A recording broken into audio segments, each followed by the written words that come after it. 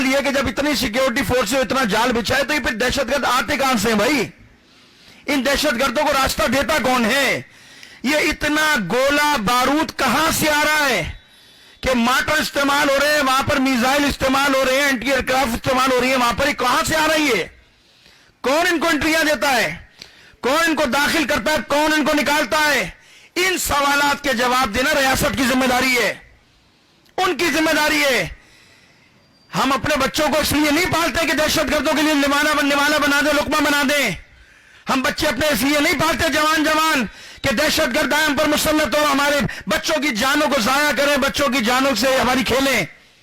मैं रियासत को पैगाम दे रहा हूं, हथियार उठाना अगर दहशतगर्दों को आता है तो हमें भी आता है भाई, हमें भी आता है ये सारे काम करना।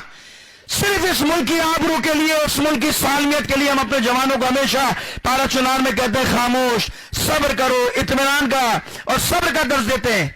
लेकिन सब्र के माना ये थोड़ी है कि अगर कोई मेरे मुंह पर तमाचा मारे तो दूसरा गाल में आगे कर दूं मारो। सब्र के माना कभी भी ये नहीं होते। सब्र के माना ये नहीं होता कि अगर कोई मेरी तरफ हाथ बढ़ाए तो मैं हाथ जोड़ो, उससे इल्तिमास करो। नहीं, हम वो कौन है अगर हमारी इतनी ताकत रखते हैं, कुव्वत रखते हैं, अगर कोई हमारी तरफ हाथ बढ़े हम तोड़ने की भी ताकत रखते हैं।